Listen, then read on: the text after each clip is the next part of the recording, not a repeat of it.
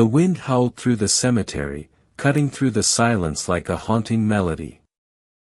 Michael, a self-made millionaire, visited his son's grave for the first time in years, the memories of that tragic day still fresh in his mind. But when he arrived, he found something completely unexpected, a young man kneeling by the tombstone, his face full of anguish. The encounter would change Michael's life forever, unraveling a web of secrets, guilt, and deception he never saw coming. Title: A millionaire finds a young man at his son's grave. You won't believe what happened next. Michael Reeve was a man who built his empire from the ground up. Starting with nothing but ambition and grit, he turned his small business into a multi-million-dollar company that spanned several industries. Despite his enormous wealth, Michael's personal life was marked by tragedy and loss. His wife, Claire, had passed away when their only son, Jonathan, was just a boy. The two of them became each other's world, with Jonathan being the only family Michael had left. Jonathan was everything to Michael. He was bright, charming, and compassionate, with a heart full of dreams. But just as Jonathan reached the prime of his life, tragedy struck. At the age of 24, Jonathan died in a mysterious car accident. The loss shattered Michael, leaving him a shell of the man he once was. He threw himself into his work, burying the pain, avoiding the graveyard, and pushing away any reminders of his son. For years, Michael avoided visiting Jonathan's grave, fearing the wave of emotions that would resurface. But something in the back of his mind had been nagging him lately, pulling him toward that place. On the anniversary of his son's death, Michael finally gave in and decided to pay his respects. The cemetery was quiet as he approached Jonathan's tombstone. But what he found was shocking: another young man standing by the grave, staring down at the inscription with a sorrow Michael had never seen before. His clothes were simple, and his expression was one of heartbreak. Michael's heart raced as he approached. "Who are you?"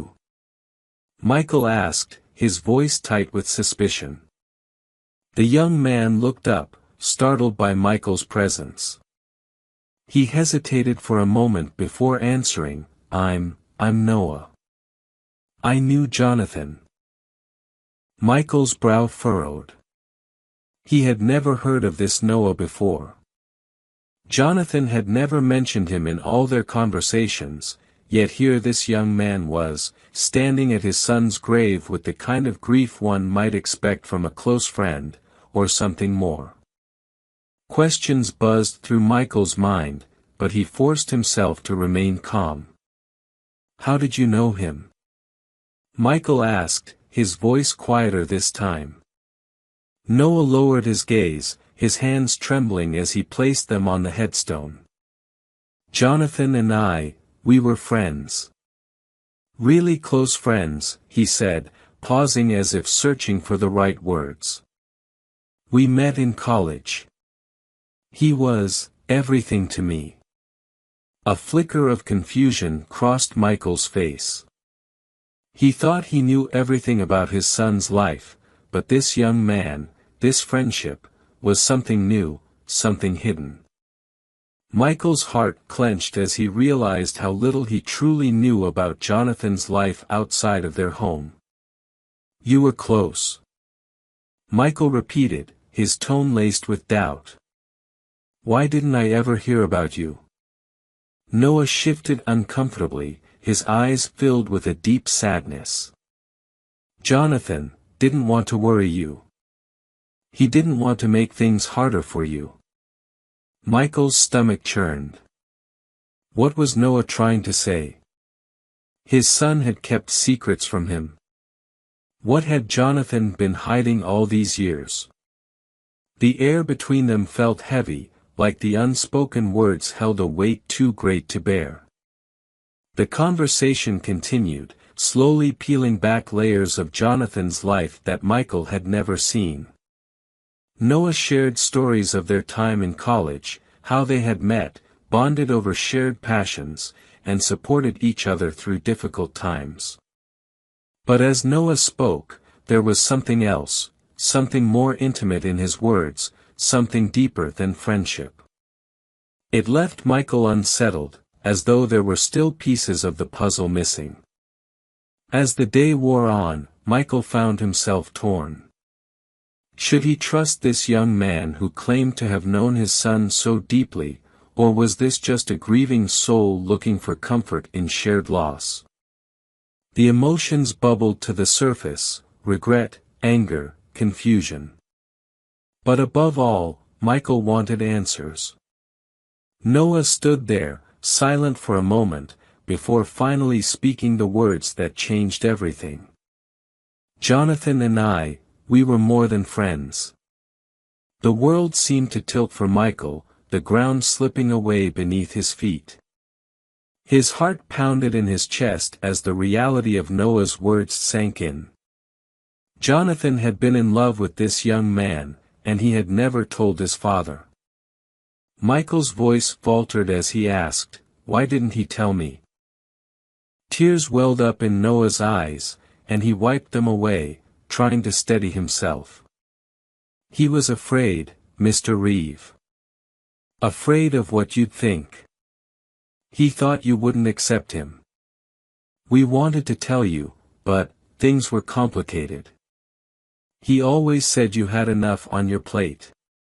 The weight of Jonathan's secret crushed Michael's heart. His son had been living in fear of rejection, of not being accepted by the one person who should have loved him unconditionally. Michael's throat tightened, and for the first time in years, he felt the sharp sting of tears threatening to fall.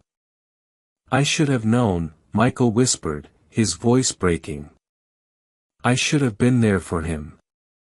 Noah placed a comforting hand on Michael's shoulder. "He loved you more than anything, Mr. Reeve. He just didn't want to disappoint you."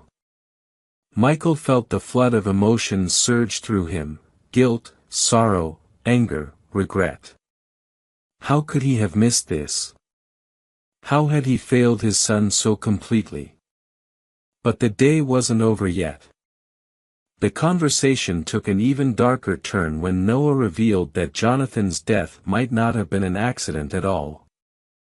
"There's something you need to know," Noah said, his voice trembling with fear. "Jonathan was being followed. He had enemies, Mr. Reeve. People who didn't want him to live his truth." Michael's heart stopped. Enemies? What was Noah talking about? He thought Jonathan's death had been the result of a tragic accident, but now Noah was suggesting something far more sinister. Who were these people? Michael demanded, his voice rising with urgency. Noah hesitated, glancing around as if afraid they were being watched. "I don't know their names, but Jonathan told me that he'd been receiving threats. People found out about us, about his life, and they didn't approve. He was scared, Mr. Reeve. Really scared." Michael's mind raced. Could this be true? Could someone have wanted his son dead simply because of who he loved? The thought was too much to bear, but the look in Noah's eyes told him it was the truth. Together, they began to unravel the mystery of Jonathan's final days. The threats, the fear, the shadowy figures who had followed him, watching his every move. It became clear that Jonathan's death was no accident, it was murder. Determined to find justice for his son, Michael delved deep into Jonathan's life, following the trail of evidence left behind. He uncovered messages, letters, and anonymous threats sent to Jonathan, warning him to end his relationship with Noah or face the consequences. The more Michael uncovered, the more he realized how much his son had been suffering in silence, all because of the societal pressures and hatred that surrounded him. But the biggest revelation came when Michael discovered the identity of the person behind the threats, a business associate of his own. Someone he had trusted, someone he had worked closely with for years, had been the one orchestrating the campaign of terror against his son.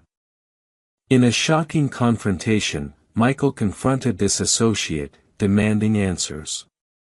The man, cold and calculating, admitted to everything.